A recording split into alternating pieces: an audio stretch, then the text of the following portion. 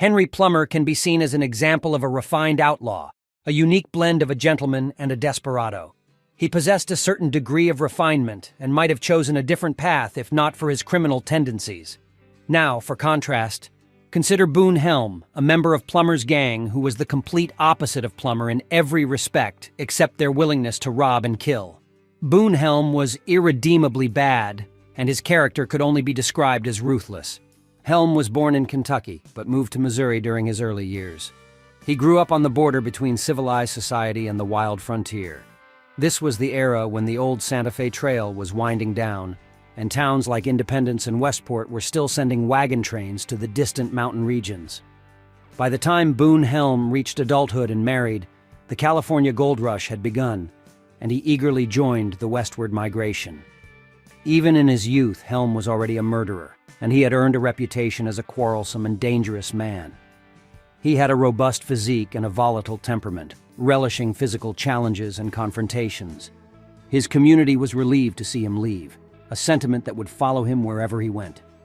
In the California goldfields, Helm continued his violent and lawless life. He encountered like-minded individuals and was always quick to engage in duels using deadly weapons. As a result, he killed several men, the exact number of which remains unknown. However, such violence was so common during those times that it often went unnoticed. Eventually, a particularly heinous murder forced him to flee the California coast to evade the vengeance of fellow miners. Helm headed north and east, following the trend of the time after the California gold rush. In 1853, he was recorded as appearing at the Dalles, Oregon.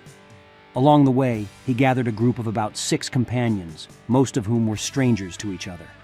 Their destination was Fort Hall, Idaho, with the intention of proceeding from there to a location below Salt Lake City. As the harsh mountain winter began, these men found themselves somewhere west of the primary mountain range in eastern Oregon, deep within one of the most rugged mountain regions in the entire American West. They were traveling on horseback, which allowed them to carry only limited provisions. Somehow they pressed on deeper and deeper into the mountains until they reached the Bannock River. It was there that they encountered a hostile attack by Native American Indians, which forced them into unfamiliar territory. Eventually, they managed to make their way eastward, reaching the Soda Springs on the Bear River, where they were on more familiar ground. However, by this time, their horses had become exhausted, and their food supplies had run out.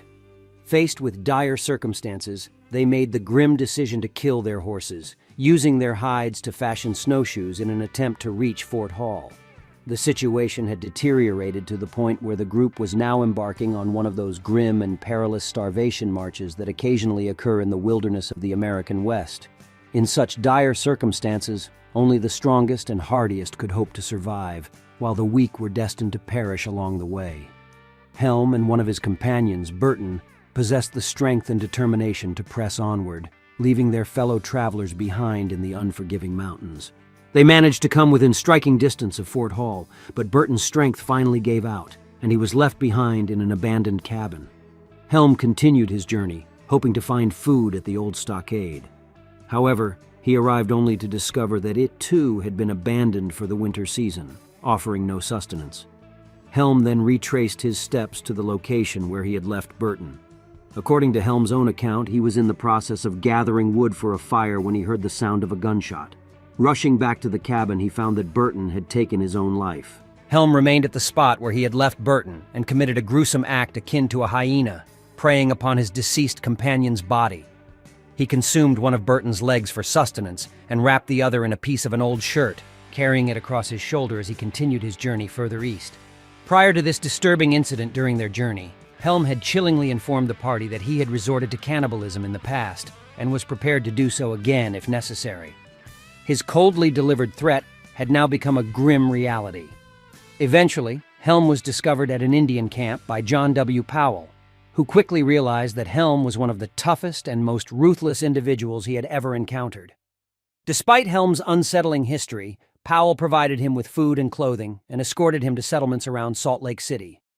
Powell discovered that Helm had a bag containing over $1,400 in coins, which Helm had managed to carry with him throughout his arduous ordeal. Remarkably, Powell refused any form of payment from Helm, who showed no gratitude and promptly left him as soon as he reached the Mormon settlements. In this new environment, Helm openly boasted of his gruesome actions and briefly indulged in the customary rough and lawless activities that characterize such towns. He spent his money, worked as a Danite, a Mormon militia member, and carried out the killing of a couple of individuals whom the Mormons wanted removed. Helm's behavior became so reprehensible that he was eventually forced to leave the area. Once more, he headed west to California and, inexplicably, embarked on a journey back north from San Francisco for reasons known only to him. While in California, it was later revealed that Helm attempted to rob and murder a man at an isolated ranch who had shown him kindness and provided shelter when he was in dire need and fleeing from those seeking vengeance. Helm displayed no understanding of gratitude, regardless of the assistance he received or the severity of his own circumstances. In Oregon, Helm resorted once again to robbery as his primary means of support, and during this period of his life, he killed several men. The exact number of his victims remains unknown. In 1862, as the mountain placers began attracting crowds of miners, Boone Helm made his presence known in Florence. Here, he committed a cold-blooded murder under treacherous circumstances. Helm killed a man named Dutch Fred, who had a reputation as a fighter but had never offended Helm. The murder occurred after a quarrel had been settled and while Helm's victim was unarmed. Helm shot Dutch Fred in the face, deliberately taking aim with the second shot to kill him in cold blood. The brutality of this act was considered particularly heinous, even for the rough and lawless town of Florence, and Helm was forced to flee the area. In the following autumn, he reappeared in a far northern location, the Fraser River region in British Columbia. Once again, Helm found himself in dire circumstances, facing the prospect of a starving march through the wilderness. During this time, he was suspected of killing a companion and resorting to cannibalism. British authorities apprehended him and sent him back to the United States, where he was temporarily held in Portland, Oregon, for safekeeping. Later, Helm was put on trial in Florence for the murder of Dutch Fred. However, the witnesses had disappeared, and public interest had waned due to more recent crimes. Helm managed to escape justice and was believed to have headed to Texas, but he soon re-emerged in various settlements mentioned in the previous accounts and moved between them. He continued to kill many more men, and the exact number remains unknown. Boone Helm's courage and hardiness were evident until the end of his life. 3 vigilantes risked their lives to apprehend him, closing in on him as he stood in the street engaged in conversation.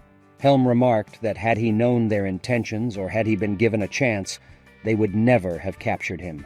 When brought before the judges of the vigilante court, he feigned ignorance of the charges against him and claimed that he had never killed anyone in his life. In a solemn act of perjury, he swore on the Bible with perfect calmness. However, this did not sway his captors, and Helm called one of them aside, a man he knew.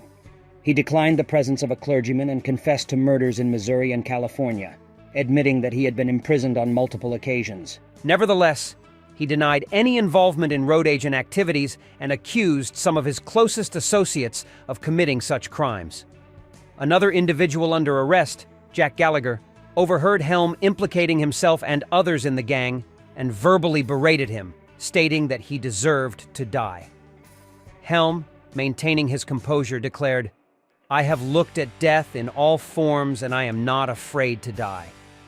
He then requested a glass of whiskey, a common request among many murderers when facing the gallows. From that point on, he remained calm and unperturbed, displaying a demeanor befitting one who aspired to be regarded as wholly malevolent. Approximately 6,000 people had gathered in Virginia City to witness the executions of these criminals, who were swiftly being captured and hanged by the citizens. The executions took place in a partially constructed log building, where ropes were hung over the ridgepole. As the front of the building was open, spectators had a full view of the murderers as they stood on boxes arranged for the hangings. As Boone Helm stood among his condemned friends, facing the imminent approach of death, he seemed remarkably fearless and unconcerned. He turned to Jack Gallagher and urged him to stop making such a fuss, telling him there was no use being afraid to die. Helm appeared devoid of any sense of fear, neither valuing the lives of others nor his own. He recognized that the end had come and displayed an almost careless attitude toward it. The only thing that seemed to trouble him was a sore finger, which was tied up. Helm became impatient due to some delays surrounding the confessions and the final prayers offered for the condemned men. He expressed his irritation, urging the executioners to carry out their task promptly or, alternatively, to attend to his injured finger. Addressing Jack Gallagher, Helm asked for his overcoat, indicating that he would no longer have any need for it. Jack Gallagher responded, saying that Helm wouldn't need it anymore. At that moment, George Lane, one of the men about to be hanged, jumped off his box, taking his own life. Helm reacted to Lane's action with philosophical calmness, remarking, "There's one gone to hell." Next in line was Jack Gallagher, and as he struggled on the noose, Boone Helm watched him with the same dispassionate demeanor. He encouraged Gallagher, saying, "Kick away, old fellow." Then, as if he had suddenly made up his mind to end it all, Helm commented, "My turn next. I'll be in hell with you in a minute." In his final moments, Boone Helm, a staunch Confederate, remained steadfast in his beliefs. He shouted, "Every man for his principles," and expressed support for Jefferson Davis, the President of the Confederate States. Helm's last words were, "Hurrah for Jeff Davis, let her rip." With those words, he sprang off the box, bringing an end to his life, displaying an unwavering hardness and recklessness until the very last moment.